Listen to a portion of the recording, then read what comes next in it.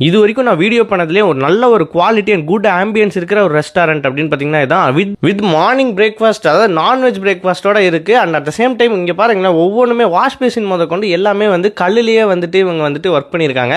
And குடிலுக்கு கீழே தான் வந்துட்டு நம்ம வந்து உட்காந்துருக்கோம். ஸோ இந்த ஏரியாவே வந்து அந்த ambience fantastic ambience.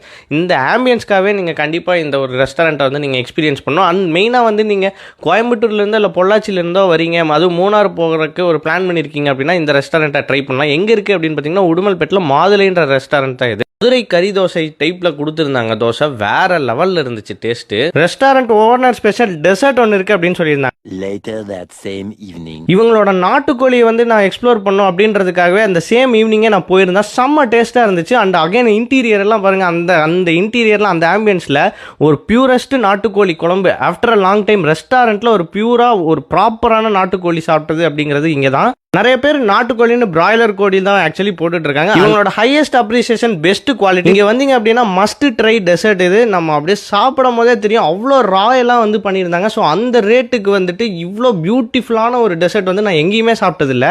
Nuts and milk போட்டு செஞ்ச மாதிரி இருந்துச்சு. ஸோ அவ்வளோ டேஸ்ட். கண்டிப்பாக எக்ஸ்பீரியன்ஸ் பண்ணிட்டு மறக்காமல் எப்படி இருந்துச்சுன்னு கமெண்ட் பண்ணுங்கள். டாடா.